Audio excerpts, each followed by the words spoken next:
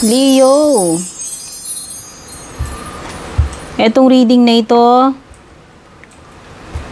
para alamin ano yung mga dapat i-surrender. Ano yung mga dapat mong i-surrender sa ngayon para matanggal yung mga blockages mo. Ayan. So, ito yung mga bagay na dapat i-surrender. Ano na, i-let go, bitiwan na, ayusin, baguhin. Yan. Kasi itong mga dapat i-surrender na to, ito yung nakakabara ng iyong progress, success, or leveling up, no? Ito nga yung mga blockages na dapat matanggal. Okay, if you're new here, Leo, don't forget to subscribe, like, or follow. At kung matagal ka na, maraming salamat sa iyong pagsubaybay at support. Shoutout sa ating mga YouTube channel members, pati na rin sa ating mga Facebook page subscribers. Pagdating sa mga personal reading, basahin nyo lang yung description ng bawat video. Nandyan yung detalye kung paano mag-book, mag-inquire ng aking personal readings.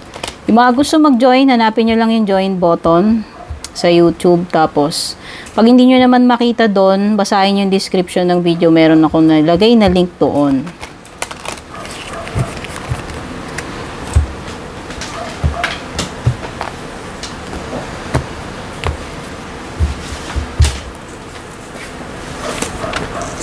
Latag natin. Ayan, para surprise. Takpan natin.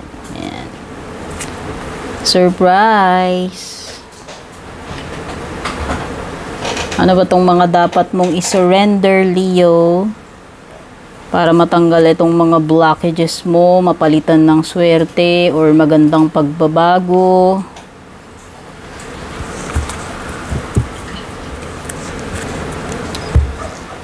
Unang-unang card mo, dapat mong i-surrender. Surrender to setting limits.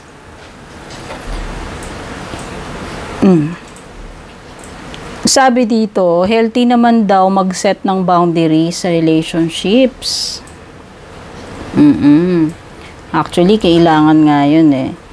Practice expressing your needs and remember that no is a complete sentence.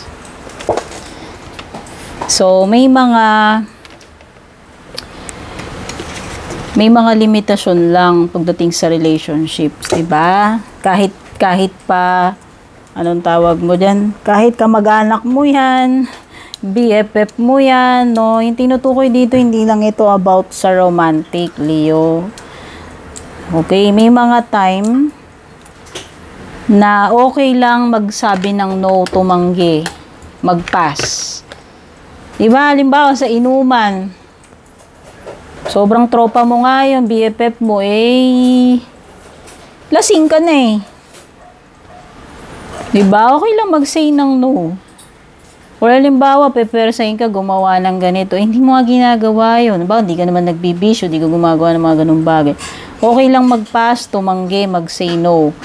Ganon din sa ibang relationship. Halimbawa, merong utang ng utang sa'yo. Ito talaga real talk, marami tong ganito. So, by the way, real talk to, Leo, at kung sensitive ka, wag mo nang ituloy manood. Kasi, ito yung kumbaga therapeutic ito. Ano yung mga dapat ayusin, baguhin, i-let go sa sarili mo kung open-minded ka. Pero kung sensitive kang tao, kahit wag ka na manood.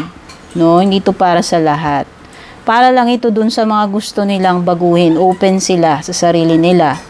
Kung ano yung mga dapat nilang ayusin. No? Ayun na nga.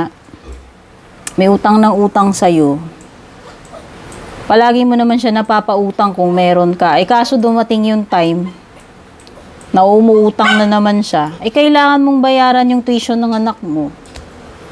Hindi ka naman milyonaryo. Diba? So yun, ikaw pa ngayon yung nahihiya na tumanggi. Kasi baka mamaya magtampururot, magalit sa'yo, ichika ka. Yun naman talaga, ganun madalas yung nangyayari. Diba? Ito yung mga tao na toxic, naaalala nila yung isang bagay lang na ginawa mo na hindi mo lang sila napagbigyan, nakakalimutan nila lahat ng magagandang bagay na nagawa mo during lifetime. Pero, tanggihan mo lang minsan pautangin, tignan mo. Example lang yung utang, marami pang ibang bagay. Example lang yun. Kasi yun yung mga relevant eh. Yung mga madalas na natin eh. Yung nagulat ka na lang, aba, sumama na pala yung loob sa'yo, natanggihan mo lang minsan. So, ito yun. Kasi syempre, hindi lang ito about utang-utang. Example ko lang yun.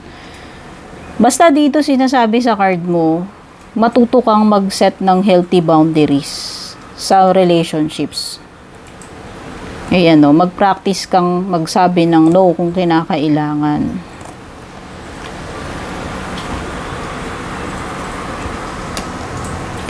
Surrender your belief in scarcity. The universe is asking you to open to the infinite nature of abundance. In this way, ito na nga, sabi ko nga eh.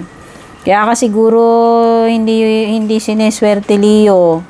Kasi nga meron ka matinding blockage, no? Ito na dapat mong isurrender. Ayan, no? Ito yung way para ma-remove yung mga blockages sa buhay mo at para mag-succeed ka raw. Oh. Palagi mo bang iniisip na ano ba yan? Hikahos ako sa buhay. Yan, puro buntong hininga. Laging may kulang sa buhay mo. Ito yun. So, instead na mag-focus ka dun sa kakareklamo mo kung ano yung mga wala sa buhay mo, Leo, yung mga laging napapansin mo yung kulang ako sa ganito, wala akong ganito. So, instead na mag-focus ka dun, mag-focus ka kung anong meron kang grasya. Ano bang blessing yung meron ka dyan? Eto yun, Leo. Dapat mo isurrender yun. Kung ganun ka. Kasi yung sinasabi ng card mo eh. Isa ito sa napakalaking blockage, Leo, bakit ka daw hindi nakaka-experience ng abundance at saka success. Is because lagi kang merong reklamo na, wala kasi kaming ganyan, wala akong ganyan, kulang, laging may ganito, kapos, basta. Sabi nga nila pag lagi kang grateful, na-attract mo yung mga blessings lalo. Yan, isa yan sa blockage mo na dapat mong pagmuni-munihan. Surrender to the magic of who you are. We all have magic in us, even in the mundane aspects of life. Remember that you are a magical being with a uniqueness and worth that come from just being you. So just be you, Leo. Ayan, isurrender mo yung paano ba to sabihin? Ikaw ito na proud kung ano ka, kung anong meron ka. Yung uniqueness mo, yung lahat ng flaws mo, tanggap mo, yon. So, parang nagre-reflect din dito, pwedeng pwedeng minsan meron ka rin sigurong mga bagay na, ewan ko, meron ka bang something na hindi ka proud of sa sarili mo? Meron ka bang something na itinatago mo or kinakahiya mo kasi ganito, ganyan about yourself? Ito yon. Ito yung sinasabi ng card mo. Ikaw daw ay isang magical being na may uniqueness and worth. Just as who you are, just being yourself. So, accept mo yung sarili mo 100%. Flaws and all. Ito yun. Isa yan sa blockage mo. Surrender to your soul's path. Uy, nahugot ko rin to. Ang ganda nito. Sabi dito, your life's journey has been perfectly designed for your soul's growth. Wow! So, meron ka palang, eto na yung soul's journey mo, ay life's journey mo. Parang ito na yung path mo para sa soul growth. Pero kailangan mo itong i-embrace kasi pwedeng hindi mo siya, ewan ko, pwedeng nire-reject mo. Ano ba to sa tingin mo sa ngayon, Leo? Pwedeng bokasyon eh. Pwedeng yun pala yung soul spot mo, pero parang pwedeng hindi mo siya, pwedeng hindi ka aware na yun pala yun.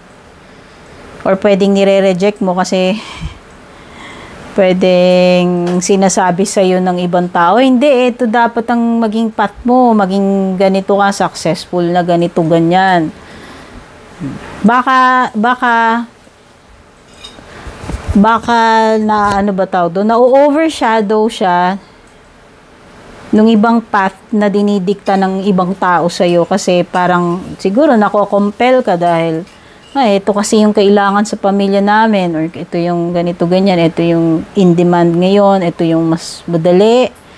Siguro sinasabi na itong card na to, no, huwag kang matakot na i-embrace yung iyong soul spot. Mag-surrender ka dyan sa iyong soul spot. Kung feeling mo ito talaga yung path mo, hinuhusgahan ka man and all, pinipigilan ka man and all, kung nafe-feel mo na iyon ay para sa iyong soul's growth, yun talaga yung iyong soul path, then bakit hindi? Diba?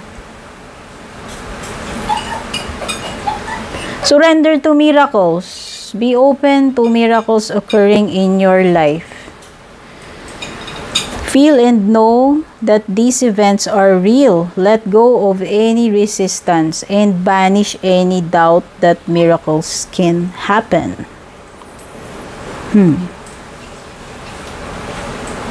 So, kailangan mong ma-discern ano itong mga miracles na ito, Leo, na ipinapadala sa iyo ni God. Pigilan mo yung kahit anong resistance na kahit anong resistance na mararamdaman mo. At saka yung mga doubt na yan na kumokontra dito. No? So, parang sinasabi dito, pwedeng may mga miracles na ipinapadala sa'yo, pero pwedeng nire-resist mo, or dinadoubt mo itong mga miraculous things na nangyayari na ito sa buhay mo. Baka nga, kasi parang may connection siya dito sa soul spot eh. Baka may mga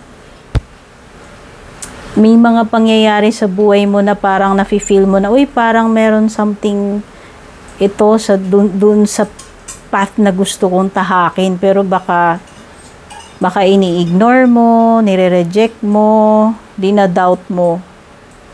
So, this is a sign, no? Powerful sign itong dalawang cards na to, kung ako tatanungin. And kung mare-recall mo yun, o baka alam mo, o baka yun yung tinutukoy nitong mga cards na ito ngayon sa sitwasyon mo sa buhay mo. So, yan. Alam mo naman kung ano yung mga nangyayari sa buhay mo. So, ikaw lang ang makakasagot niyan. Surrender your ego. O, ayan, Leo. Surrender mo yung ego mo. Sabi dito, ang dapat mong i-cultivate gratitude, hindi ego. No. Paano ka makakatulong sa ibang tao? Ayan, service to others. Na nanggagaling sa puso. Kumbaga, genuine. Genuine ito. Hindi ito yung tumulong kasi parang nautusan ka or tumulong para lang may reward or para lang mapuri ka. Hindi yun eh. Mafe-feel mo ito eh. Mafe-feel mo na pag tumutulong ka na walang kapalit, yun yung tinutukoy dito na klase ng pagseserbisyo sa ibang tao. Sabi kasi dito, pwede nga nagiging blockage, no? Isa sa blockage mo itong ego mo. Ayan, Itong ego na to can work against you.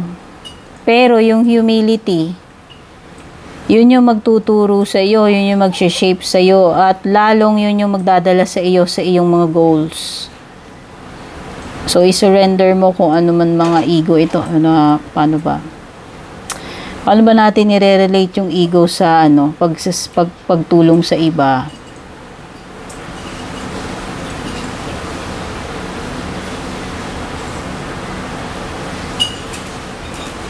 Mahirap mahirap maghanap ng example tungkol dun. Pero, minsan, yung ego natin, yun yung nakaka-prevent sa atin para makasolve ng mga conflict sa relationships. Minsan, yun din yung malaking blockage para magkaroon ng ano ba yun? Magkaroon ng ano ba tawag dito? Unity. Tulungan. O kasi minsan maigo tayo bakit ko naman gagawin yan, di ba? So, yun na yung ego mo Sabihin, ba't mo naman gagawin yan? Or halimbawa, sa magkaaway na lang, halimbawa magkamag-anak, nag-aaway, nagkaroon ng mga sama na loob. Ba't ako mauna mag-sorry? Sino bang naunang gumawa ng issue? Diba? Yun yung ego natin Pero kung tutuusin, hindi naman dapat laging nagtuturuan or nagbibilangan sino ba dapat mauna. Kung talagang ang goal nyo is magkaayos. Diba yun? So, yun yung ego na sinasabi ko. O pwedeng i-apply sa ibang bagay, Leo. Okay? So, ito yung mga blockages, Leo, na dapat matanggal sa buhay mo, yung mga dapat mong isurrender. Sana makatulong sa'yo itong reading. Don't forget to leave a comment, pa-like and share na rin. Godspeed, babush!